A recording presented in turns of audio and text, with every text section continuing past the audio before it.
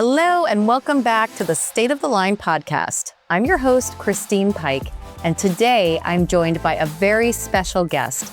Donna Glenn, NCCI's Chief Actuary, is returning to the podcast today. Donna, welcome back. Thank you for having me here back, Christine. There is a lot I want to chat with you about today, so let's jump right in, starting with the latest financial results. Your team put out an article on NCCI called 2025 Insight, 2024 in Review, the latest results for workers' compensation. So this article provides updates on the WC line of business, but didn't you just present that information at AIS 2025 in May? Why are we updating that information already? You are correct that at AIS in May, I presented a State of the Line report, which is our comprehensive assessment of the work comp insurance line of business. The results that we present in that report reflect the most current data available at that time. And actually, the 2024 results ended up being pretty much in line with what we presented in AIS. Excellent. So let's jump right into the early look of 2025's financial results. Tell us about that. So our preliminary analysis, I have to couch everything with, it's preliminary. It's still early. It's subject to revisions, but our stakeholders are looking forward, and so are we. The data that we see through the first 2 quarters of 2025 suggests that the line is expected to have another strong year with continued underwriting gains in 2025 and a net premium volume pretty similar to what we observed in calendar year 2024.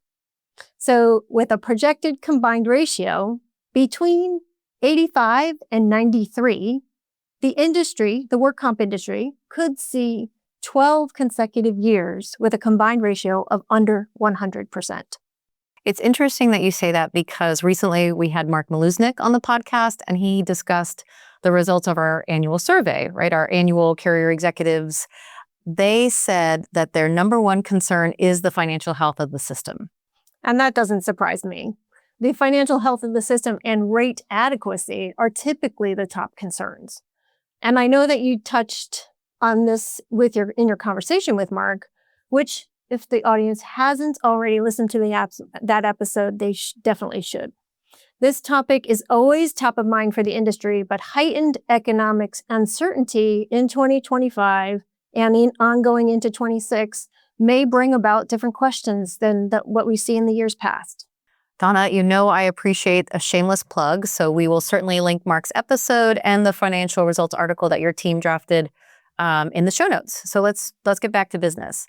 And let's drill into the financial results just a little bit more. You mentioned that net premium volume is projected to be similar to previous years. What does that mean then for loss costs and rate filings? So in recent years, NCCI's latest loss costs and rate filings have mostly been decreases. Those declines are driven by decreases in claim frequency, coupled with growing wages that have often matched or outpaced the more moderate medical and indemnity claim cost changes.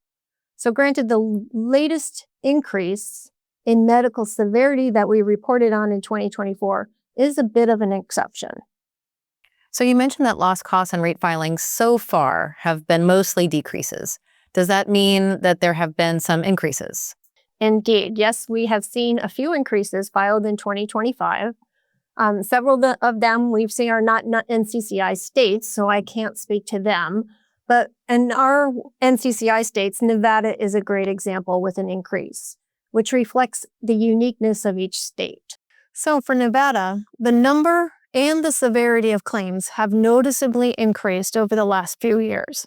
And it's driven in part by a sustained increase in claim activity among hospitality and leisure workers. It's a significant segment that's very unique to Nevada's workforce. And wage growth, particularly within this sector, has resulted in increased benefit costs.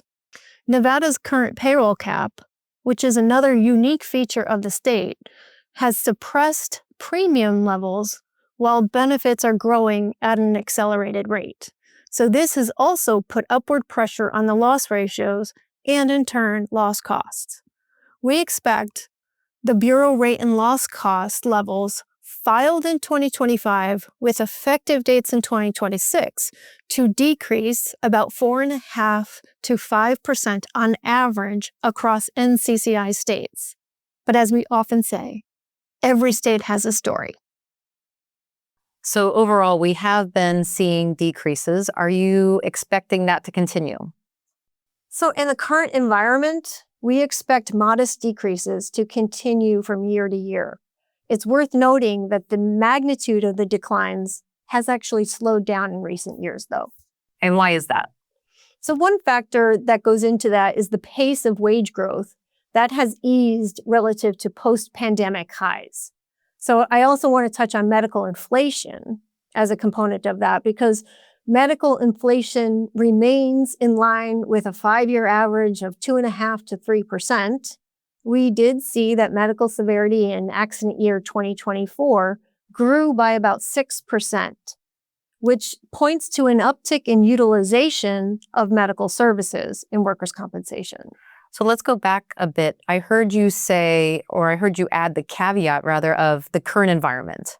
And last time you were here, we discussed the question, right, of will there be a turn? We discussed it at great length.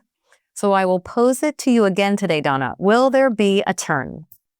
I don't have a crystal ball in front of me, of course. I would caution our listeners that 2 to 3 states with increases does not make a turn.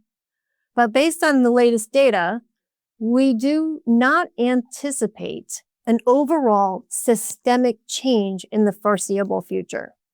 And I want to make it clear that we continue to analyze every available metric while considering what we hear from our thousands of carrier engagements.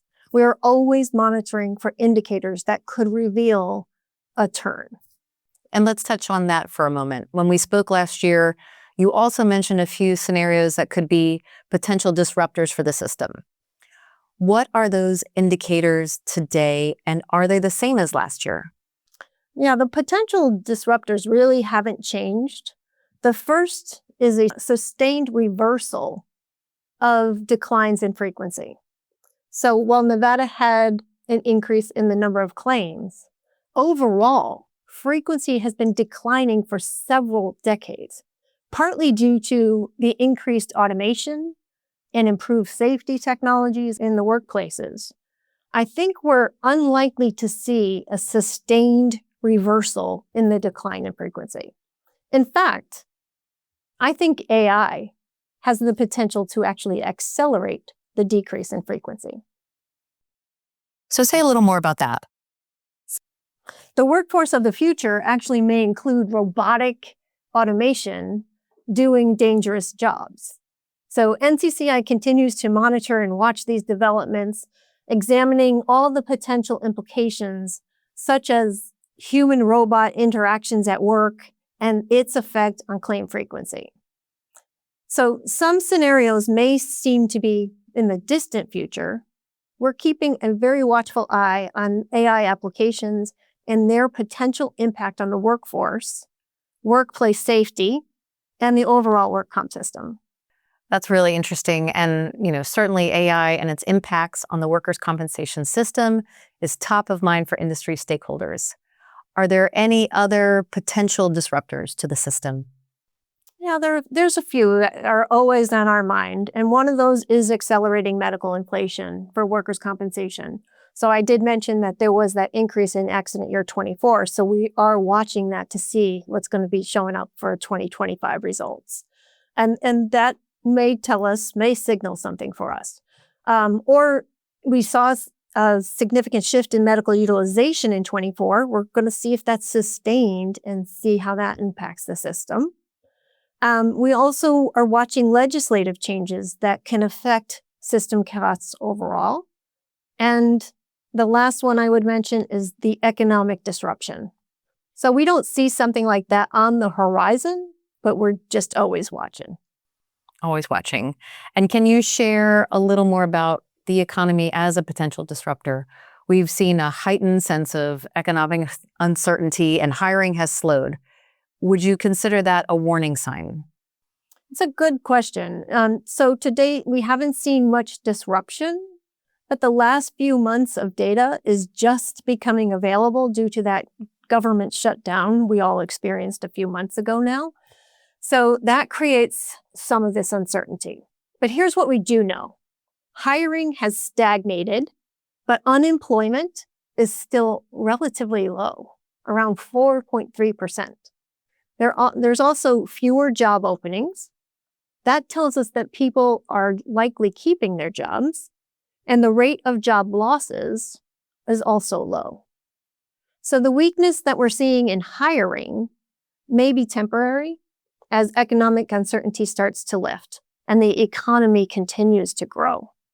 And Donna, your team recently released a one-pager about this, titled appropriately, Will There Be a Turn? So we'll be sure to include that in the show notes. So thank you for that. It's available now on ncci.com. That's a shameless plug for you and your team. Thank you. Anything else you would like to share before we close out today? Well, I have to give my own shameless plug, since you're all about shameless plugs, about AIS 2026. So I'll be back on the main stage delivering our first look at the full 2025 results. And I know that is always a highly anticipated session. So Donna, thank you so much for being here. I know that our listeners appreciate your insights and analysis. Thank you, Christine, for having me. And if you'd like to connect with Donna or any of our NCCI experts, please reach out to insights@ncci.com. We'd love to hear from our listeners, and we look forward to responding. Thank you for listening to NCCI's State of the Line podcast. We'll see you next time. This podcast is the copyrighted material of the National Council on Compensation Insurance, 2026. All rights reserved.